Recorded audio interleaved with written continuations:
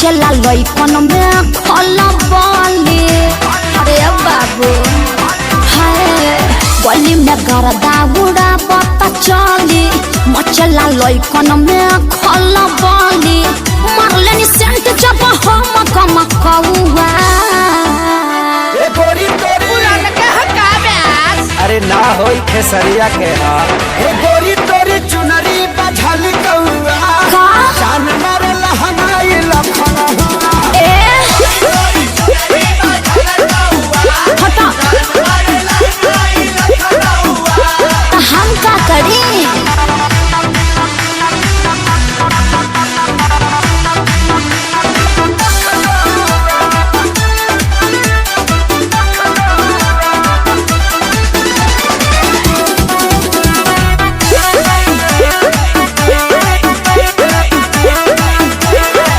कातिल जवानी फरबिया दाबा एही पाया बाबू दुनिया फिदाबा।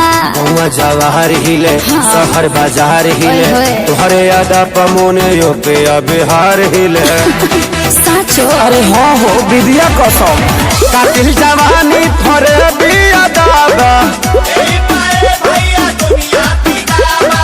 लगता कि पीके आईना बड़ा जैसे पौवा। अरे मुंह महक रहा है हटिए। अरे रजनीगंधा तुलसी खाया है न रे ये गोरी तोरी चुनरी बझल कौआ तो जान मार लहनाई लखना चल हटा।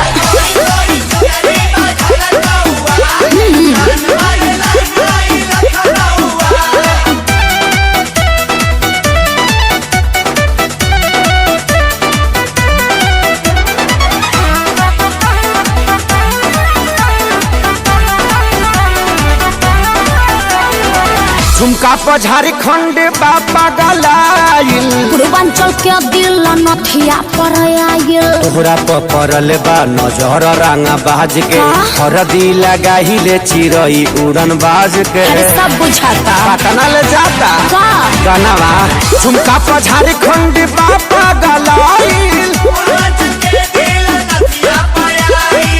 अखिलेश के सारी ढेरों बोली जनी रहुआ। अरे बुलाए का सोनू जी को श्यामो आकाश के बुलाला चुप रहा। गोरी तोरी चुनरी बझल कौआ का जान मार लहनाई लखना ओ न मनबा।